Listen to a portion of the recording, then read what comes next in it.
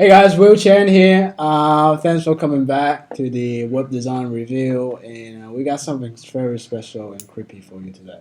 So, should we dive into it? Let's do it. This is Joe. I'm Joel. I'm Jay. Gene is back, and I'm back. It's all right, busy yesterday. let's do it. Okay, let's open up that website. Wow. Ghost. All right. Very spooky. Should we give them like a little intro of how we found this website? Yeah. We were just I don't know how we came up with that conversation, but we we were looking at Melbourne markets, and Gene mentioned it was possibly haunted. So I looked at, I want to find it. How they find Yeah. yeah. might have looked for some ghost tours on Google, and we found this.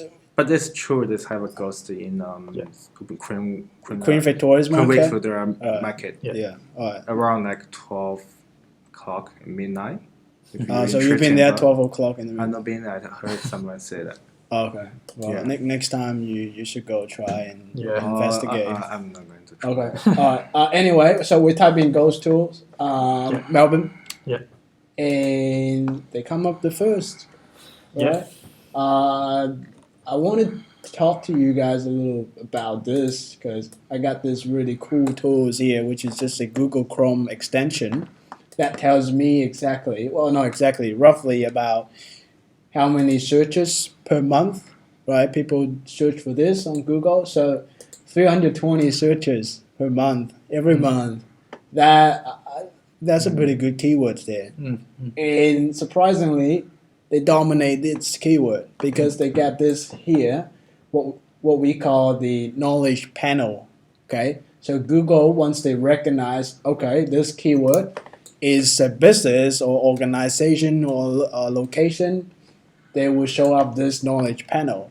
In this case, I think Google make a mistake, right? Because this keyword, this is a keyword, not a business name, but Google thinks we are searching for this business. Okay, so they're definitely getting a lot of traffic because of this knowledge panel. 2.9, no, you need much better than 2.9 in order to convince people. So you can hire someone to do your online repetition. There's company out there that just do this kind of things, removing your reviews, and they are quite expensive, I have to be honest. But it's good to be, it's good to show your online repetition, and that's how most online shoppers gonna shop online because everything is about proof from other people, word of mouth. Right. Okay, that's enough for the Google side. What do you guys think of this website?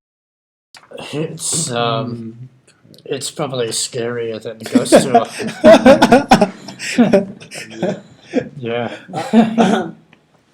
Well, let's run the blank test, should we? Yeah. Right. Yeah. Because that's how we, just to quickly determine whether this is a good website or not. Yeah. Okay. So the blank test again is supposed to be a very, very simple test that you can run through. Imagine you run into Starbucks and show someone your website for 5 seconds. Would they be able to answer these 4 questions? So what are the 4 questions? The first one is, what do they sell? What do they sell?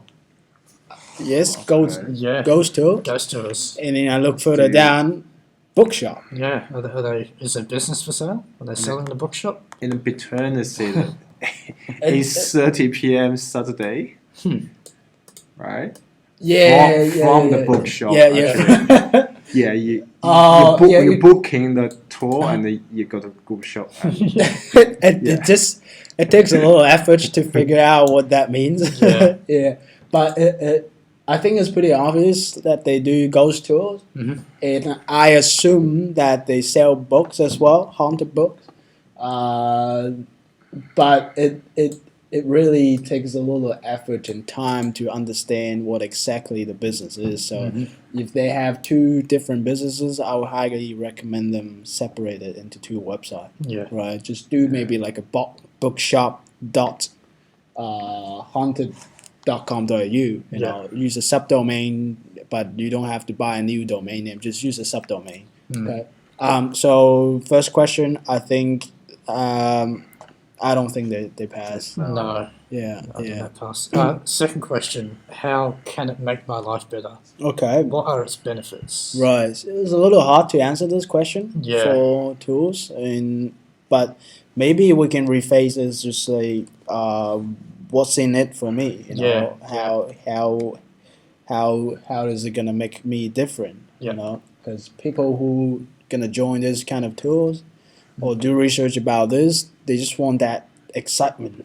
Yeah, they're definitely looking for that experience. Right, And experience. as soon as you land on this homepage, nothing screams at me, fun, exciting, spooky experience. Yeah.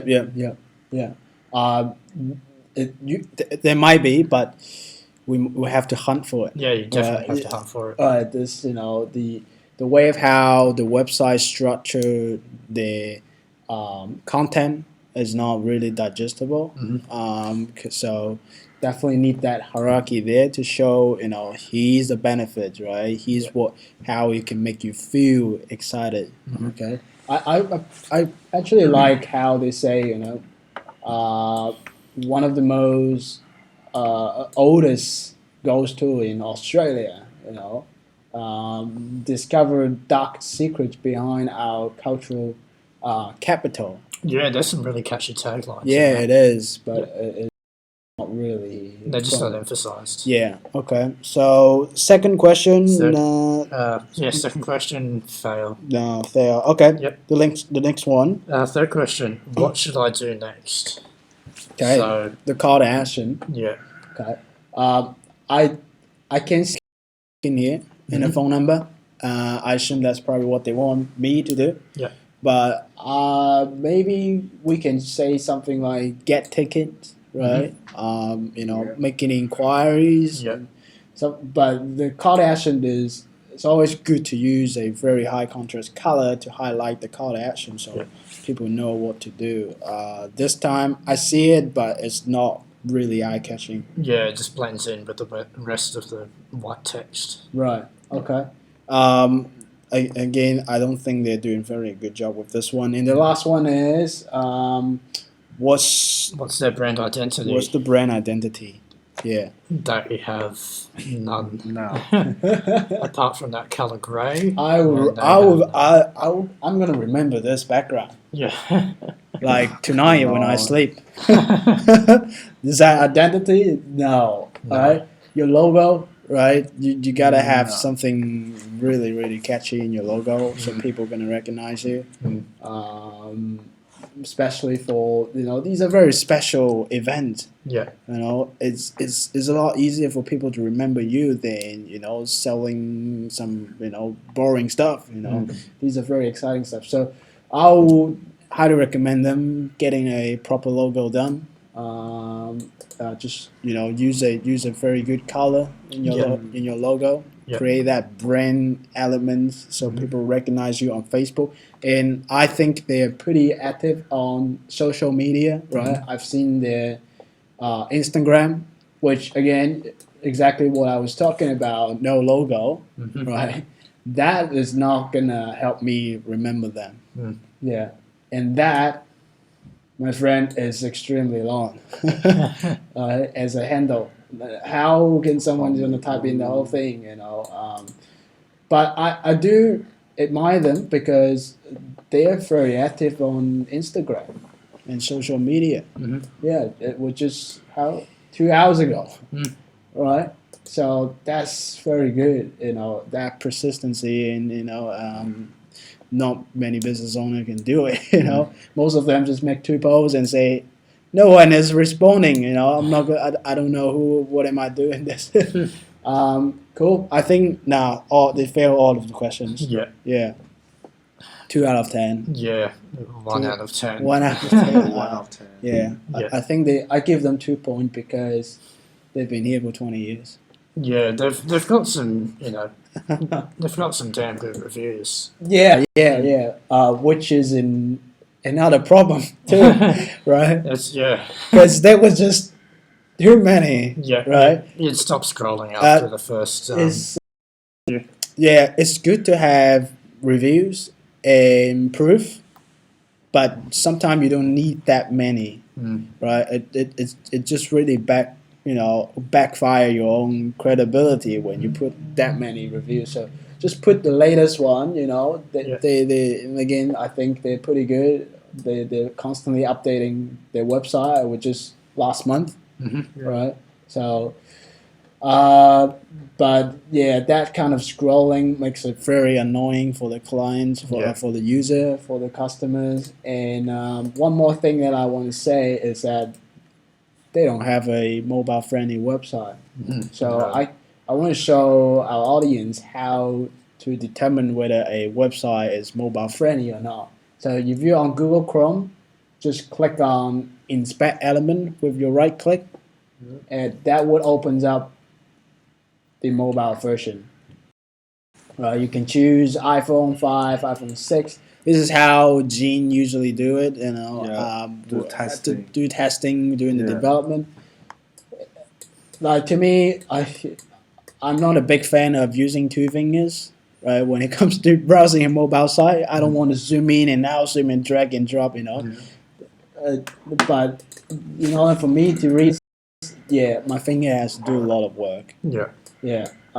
So definitely get a mobile friendly website. Help your users a bit, because when they're on a mobile and when they're on the go, they just get so little time to digest your content.